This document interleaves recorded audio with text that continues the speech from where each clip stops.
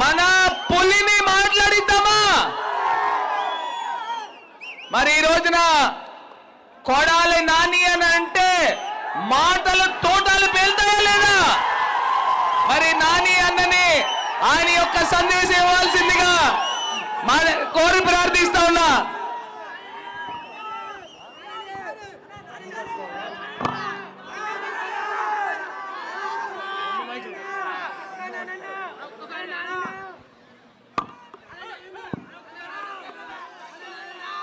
ఈరోజు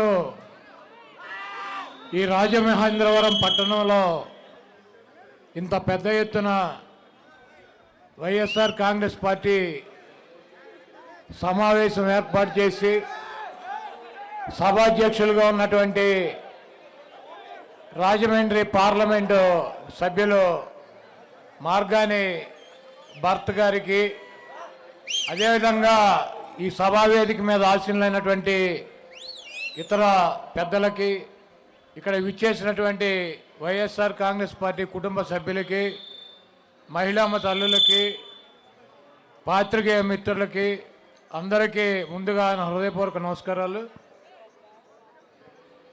ఈ రాజమండ్రి దాదాపు ప్రతి 2 నెలలకి 3 నెలలకి ఈ పాత హైవే ఈ రోడ్డు ఉండేది, మెయిన్ రోడ్డు మన లాలాచేరు వెళ్ళేటువంటి కొవ్వూరు మీదగా కాకుండా ఇటు తాడేపల్లిగూడు మీద తణుకు మీదకి వచ్చేటువంటి రోడ్డు. నేను వైజాగ్ రెగ్యులర్గా తిరగటం, రాజమండ్రి లాగటం నాకు దాదాపు 25 సంవత్సరాల నుంచి ఈ రాజమండ్రి పట్టణం తెలుసు.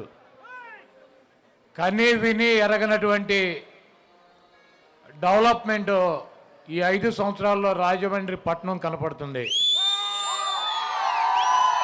ఫ్లైఓవర్లు కావచ్చు, రైల్వే స్టేషన్ కావచ్చు, ఇక్కడ ఉన్నటువంటి ఈ కంబాల చెరువు కావచ్చు, ఈ మైదానం కావచ్చు, డివైడర్లు కావచ్చు, రోడ్లు కావచ్చు, ఫ్లైఓవర్లు కావచ్చు, ఈ రాజమండ్రి పట్టణంలో ఉన్నటువంటి కొత్తగా నిర్మాణం చేసినటువంటి మెడికల్ కాలేజీ కావచ్చు, అనేక సామాజిక వర్గాలకు కేటాయించినటువంటి కమ్యూనిటీ హాల్స్ కావచ్చు,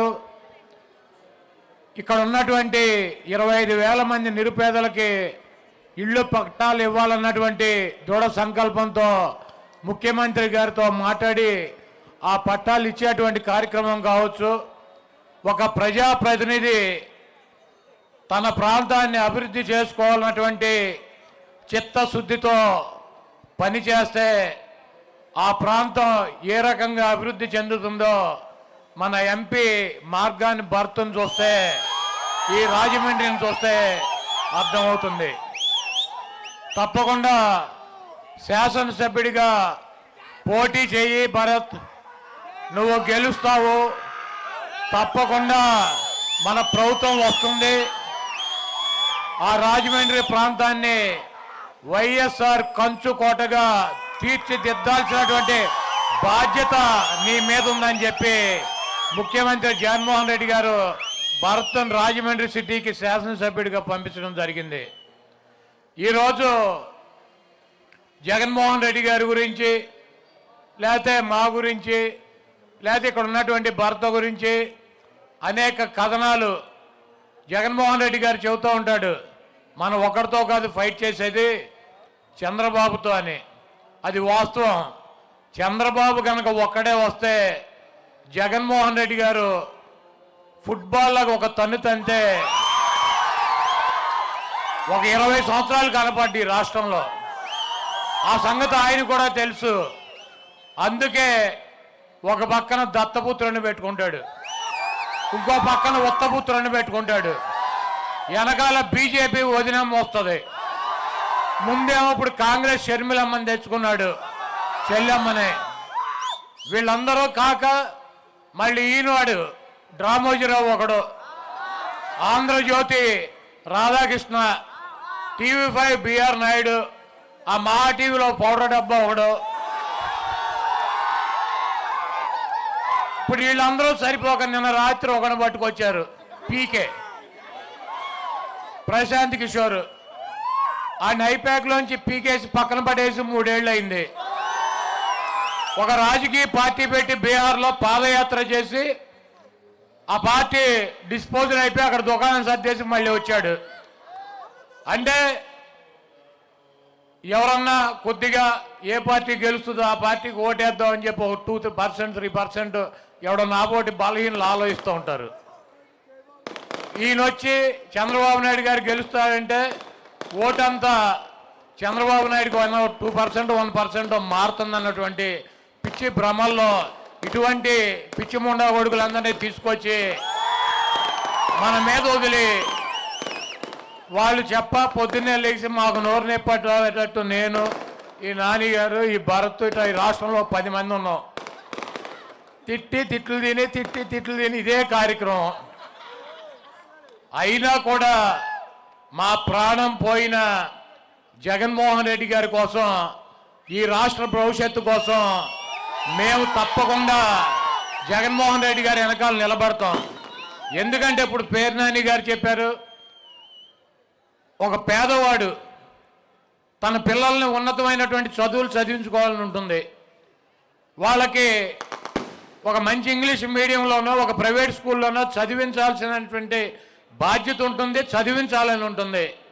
కానీ ఆర్థిక స్తోమత లేదు, చదివించుకున్నటువంటి పరిస్థితి లేదు. అటువంటి నిరుపేద పిల్లలు గవర్నమెంట్ స్కూల్స్కి వెళ్తారు. 45,000 స్కూల్స్ ఉన్నాయి. ఆ 45,000 స్కూల్స్లో కూడా నాడు నేడు కింద దాదాపు 18,000 కోట్ల రూపాయలు ఖర్చు పెట్టి ఆ స్కూల్స్ రూపురేఖలను మార్చినటువంటి వ్యక్తి జగన్మోహన్ రెడ్డి గారు. ఇంగ్లీష్ మీడియం తీసుకొచ్చినటువంటి వ్యక్తి జగన్మోహన్ రెడ్డి గారు.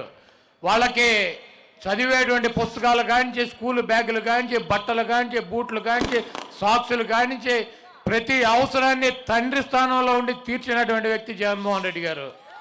అదేవిధంగా ఒక తల్లిలాగా ఆలోచించి స్కూల్కి వచ్చినటువంటి పిల్లలకి ఒక మంచి నాణ్యమైనటువంటి ఆహారం పెట్టాలని చెప్పి గత ప్రభుత్వంలో ఈ దుర్మార్గుడు చంద్రబాబు నాయుడు స్కూల్ విద్య కోసం 5,000 కోట్ల రూపాయలు ఖర్చు పెడితే, అదే విద్య కోసం 73,000 కోట్ల రూపాయలు ఖర్చు పెట్టినటువంటి మనసున్నటువంటి మహారాజు జగన్మోహన్ రెడ్డి గారు. అటువంటి వ్యక్తిని మనందరం కూడా కాపాడుకోవాల్సినటువంటి అవసరం ఉంది. ఈరోజు ఆరోగ్య సమస్యలు వస్తాయి. ఒక 50,000 1,00,000 2 లక్షలు పెట్టి వైద్యం చేయించుకోలేనటువంటి పరిస్థితి.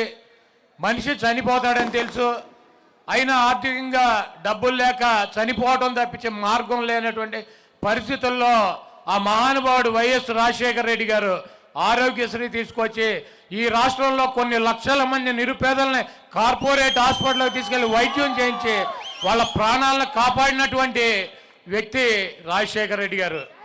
ఆయన ఒక అడుగేస్తే జగన్మోహన్ రెడ్డి గారు ఈరోజు 3,300 మంది 3,300 రోగాలకి డిజిటల్ కార్డు ఇచ్చి ప్రతి పేదవాడిని కూడా హాస్పిటల్కి తీసుకెళ్లి ఆరోగ్య సమస్య వస్తే ₹1 కూడా ఖర్చు లేకుండా వాళ్ళ ప్రాణాలను కాపాడుతున్నటువంటి జగన్మోహన్ రెడ్డి గారు.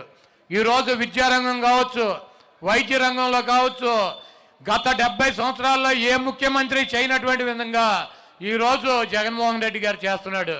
అదేవిధంగా పేద కుటుంబాలు ఆర్థికంగా ఇబ్బంది పడకూడదని చెప్పి ఎన్నికల్లో పెట్టినటువంటి నవరత్నాలని ప్రతి అంశాన్ని కూడా తూచా తప్పకుండా బటన్ నొక్కి మహిళమ్మ తల్లుల అకౌంట్లోకి 2,57,000 కోట్ల రూపాయలు ఈ రాష్ట్ర ప్రభుత్వ సంపదని పేద కుటుంబాలకు అందించినటువంటి వ్యక్తి జగన్మోహన్ రెడ్డి గారు.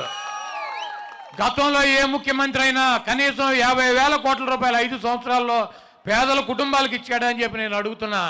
ఈరోజు సిగ్గు శరం లేకుండా చంద్రబాబు నాయుడు జగన్మోహన్ రెడ్డి గారి గురించి మాట్లాడతాడు, పవన్ కళ్యాణ్ గారు మాట్లాడతాడు. అది కూడా కాదు, 24. ఈరోజు రాజమండ్రి పార్లమెంటు సభ్యులుగా గూడూరు శ్రీనివాసరావు, అదేవిధంగా రాజమండ్రి అర్బన్ శాసనసభ్యుడిగా మార్గాని భరత్ పోటీ చేస్తున్నారు. వీళ్ళిద్దరినీ కూడా అఖండమైనటువంటి మెజారిటీతో గెలిపించి శ్రీనివాస్ గారిని పార్లమెంట్కి, భర్తని శాసనసభ్యుడికి, అసెంబ్లీకి మీరు పంపించాలని చెప్పి కోరుతూ, అదేవిధంగా ఈ రాజమండ్రి పార్లమెంట్లో ఉన్నటువంటి 7 అసెంబ్లీ స్థానాలు కూడా జగన్మోహన్ రెడ్డి గారు పెట్టినటువంటి అభ్యర్థుల్ని గెలిపించడానికి మీకున్నటువంటి సంబంధాలు, మీకున్నటువంటి స్నేహాలు, మీకున్నటువంటి బంధుత్వాలతో 7 అసెంబ్లీ నియోజకవర్గాల్లో కూడా ఈ పార్లమెంటులో ఉన్నటువంటి 7 అసెంబ్లీ పార్లమెంటు సభ్యులు 8 మందిని కూడా గెలిపించాలని చెప్పి కోరుకుంటూ, ఇందాక ఒక వీడియో విన్నాం. ఆదిరెడ్డి అప్పారావు వాలంటీర్కి వార్నింగ్ ఎంత ఉంటాడు. ఒక ఆడపిల్లకి ఫోన్ చేసి వార్నింగ్ అంటే ఆడపిల్లకి ఫోన్ చేసి బెదిరిస్తాం మగతనమా?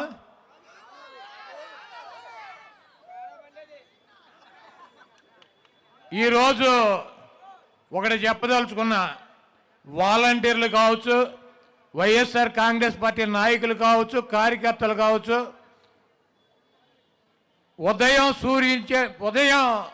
ఉదయించేటువంటి సూర్యుడు తూర్పున ఉదయిస్తాడో లేదో నాకు తెలియదు, కానీ మే ఆఖరికి జగన్మోహన్ రెడ్డి గారిని ముఖ్యమంత్రిగా ప్రమాణ స్వీకారం చేయకుండా ఆపగలిగేటువంటి దమ్ము, సత్తా ఈ రాష్ట్రంలో ఏ ఒక్కడికి కూడా లేదు. ఎందుకంటే చంద్రబాబు నాయుడు ఒక్కడే వస్తే గెలవలేడన్న సంగతి చంద్రబాబుకి తెలుసు. కాబట్టి దత్తపుత్రుడిని తెచ్చుకున్నాడు. ఈరోజు మీరందరూ ఆలోచించుకోండి, చంద్రబాబు నాయుడు సామాజిక వర్గం కమ్మ, 3% ఓటింగ్ ఉంటుంది. 3% ఓటింగు.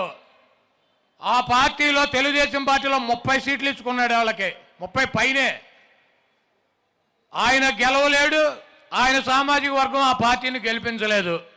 30 సీట్లు ఇచ్చుకున్నాడు. సిగ్గు లేకుండా పవన్ కళ్యాణ్ రా రా రా రా అని పిలిచి ఆయనకి 20% సామాజిక వర్గం ఉన్నటువంటి ఆ పార్టీకి 24 సీట్లు ఇచ్చాడు. సిగ్గు లేకుండా, ఈ నోటాకి సిగ్గు లేకపోయినా, తీసుకుంటాక ఆయనకి లేకపోయినా, చూసేటువంటి ఇదన్నీ కూడా పరిశీలించేటువంటి ఆ సామాజిక వర్గానికి తప్పకుండా విచక్షణ ఉంటుంది. రేపు రాబోయే రోజుల్లో ఈ దుర్మార్గమైనటువంటి చంద్రబాబుని అదే సామాజిక వర్గం, అదే పవన్ కళ్యాణ్ గారి పార్టీ నాయకులు, కార్యకర్తలు, జన సైనికులే చంద్రబాబుని పాతాళంలో తొక్కి ఇంకా ఈ రాష్ట్రానికి పట్టినటువంటి దరిద్రం వదిలిస్తాకి వాళ్ళు సిద్ధంగా ఉన్నారు.